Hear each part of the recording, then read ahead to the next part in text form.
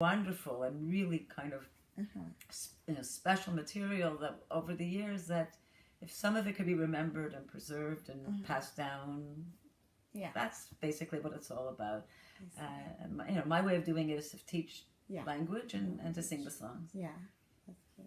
So, do you think the Yiddish culture kind of affects the previous Yiddish culture affects the modern world, and if so, how does it do it, like in small aspects? I don't know. It's an interesting question. So I mentioned Yiddish humor before, but there's a huge influence there. I don't want to sort of mix up years and stuff, but probably like in the 40s and the 50s and the 60s, many of, let's say, the American comedians, the stand-up comedians, whatever, many of them were Jewish. And and many of them grew up in Yiddish-speaking homes, and their humor was almost a translation of some of those old Yiddish jokes, obviously adapted to the surrounding culture and so on. So the Yiddish humor has had a huge impact on American humor over the years, and of course the musical influences, how the klezmer experience has influenced American jazz and so on, and the musicians that came from Europe who wanted to integrate here and play together with American and musicians, and there's been a huge influence music-wise and so on. So the Eastern European Yiddish experience, especially with the huge immigration that came here, has influenced North American culture a lot. I see. So apart from using like Yiddish at school when you're teaching, how do you use the Yiddish culture in your everyday life?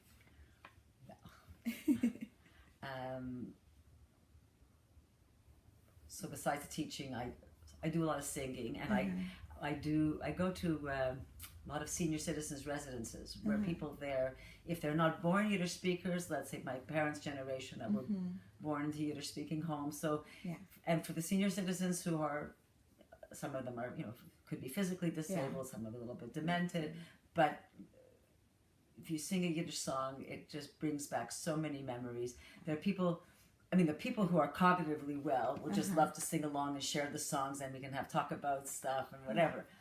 People who are suffering from dementia or from Alzheimer's, who can barely talk or don't remember anything, remember songs. It's absolutely incredible. So I guess I'm not a trained music therapist, but when I go into a Jewish senior citizens residence and I sing these Yiddish songs, I get reactions from people that is absolutely, it just makes everything worthwhile for me. It is so emotional, it's so overwhelming, and it makes me feel good. People say to me, what do you do? I say, well, I make people feel good. It's like it makes me feel good. So it's in that sense. So there, like, I use my Yiddish there a lot. Sometimes I'll even speak to the people in Yiddish depending on the population. But to sing to them in Yiddish is wonderful. And I've also made friends with immigrants to Canada from the former Soviet Union, older people too, that I've met through my work or my work here up at camp, who don't speak English very well because they arrived here. They were already, let's say, in their 60s or 70s. They never really took up the language. And a lot of them know Yiddish. So I communicate with them, and I've maintained friendships with them. So so between working with sort of the Canadian seniors, communicating with some of the Russian community, all my singing, I actually use the language more than one might think. That's nice. And my kids know Yiddish, and we and the jokes and the expressions and the fun. Okay. So, how do you think this culture that you have and you have had for a long time can reach more people than the ones that you have reached on right now, or like reached to right now, or like what do you plan to do in the near future so that you can inspire a lot of people? I don't have any big plans. Okay. It's always exciting for me because I do so much of this so often in Montreal. Okay. Then when I do get invited to another city or to another community, for me it's very exciting and it's always fun, and I figure I could share that much more. Yeah. But for the most part, I sort of I do what I do at home, and I try to share as much as possible, and not just with the Jewish community. I've had a lot of students at McGill, non-Jewish students. I will occasionally get invited to a non-Jewish seniors residence where they might have some Jews living there, but they'll invite me in, and I'll obviously do a different approach, but I will sing the Yiddish songs, but I'll explain them, and I'll try to get them to sing along with me a little bit, and teach a little bit of the songs, and just so my work with students at McGill, of course, has been very rewarding because I get to work with the younger generation. Hopefully they'll take it a step further and do something with it. But the majority of my work is with seniors, and just to sort of keep the old flame alive a little bit, which is nice. So. Yeah, that's perfect. So so often when you're performing in front of people, what do you draw your inspiration? I draw my inspiration from the reaction of my audience. Yeah. And I really, really interact with my audience. I'm not speaking for any other entertainers, but sometimes people just will, sit down and play their thing or stand up and sing their song. But for me, the contact and the interaction with the audience is very, very important. And if they're going to sing with me, if I can sing. And I don't only want to sing the familiar songs that everybody knows, because I've also been building up my repertoire and trying to sing, even for my own sanity. I can't sing the same songs over and over again. But that the response that I get from the audience, if they're hearing something new and they're really into it and want to hear something, or the sing-along stuff of the familiar and the smiles and the twinkle in their eye, and sometimes it brings back sometimes if it's just a whole new experience and they're moved by it, that's great. And sometimes if it brings back memories, and sometimes it can evoke tears, it can evoke emotions. They remember people in their past who we would either sing the songs or something. But I find that very inspirational, and I really.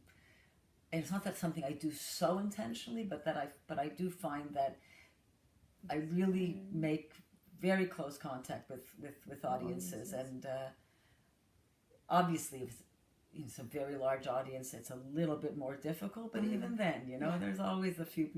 I'm always focused on the audience. So, which is nice because becomes a give and take. It's not just. That's nice. So, one last question. What's your favorite song, and why is it your favorite song?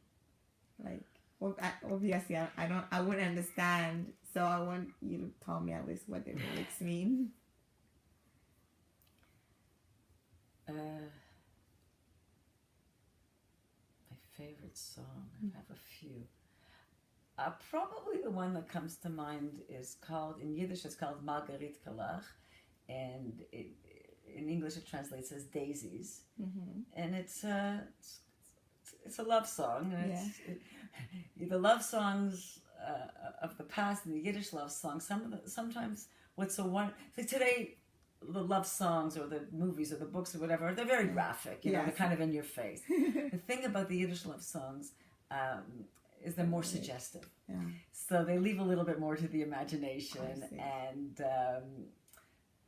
I learned this song when I was quite young, before I really understood what it was all about, and I sort of worked on my own interpretation of it. And I think out of all the songs I sing, my husband actually likes the way I sing this song, so this becomes special, because if he's ever around when I'm singing, he wants me to sing it, so that's nice too. And I've also come across a few. I meet so many people, but sometimes you meet somebody and they just kind of creep into your heart. And there have been a few people over my career who this song has been special to them, so it's become even more special to me. People who've either I've worked with who have passed away, people that I still work with today, and I know that's their favorite song. And there's one woman with a twinkle in her eye who say, my husband used to sing that to me, or whatever. So it's always been one of my favorites, but because of these individual reactions of a few people, it's become even more of a favorite. So probably that's up there with one of my favorites. Yeah. Would you mind if I ask to sing for me? I like one verse and the chorus. Sure. In Wälder beim Teichel dort seien gewachsen, Margaritkalachernden Plein, mit weißinke Sonnen, mit weißinke Strahlen, mit weißinke Tralalala. Thank you. Thank you very much. Well, thank you for doing this interview with me. It's been a pleasure, and you're delightful. And I'm happy you're here, and it's great. Yeah. All right, well, that's about it. Okay. If you have my email, if you want, and you have a chance, send this to me. But also contact me in Montreal, and I can tell you when you can come to the Holocaust. Okay. All right. I have to hand this in by September 17th. So I don't know if you will be before then. No.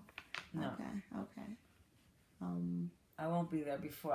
Because I said I should have been there this Tuesday. This Tuesday, but you're and not I'm not. there. Okay. And I'm not. All so. Right. Okay. But I'm bummed. So I don't know if that's gonna happen. But oh, it's okay.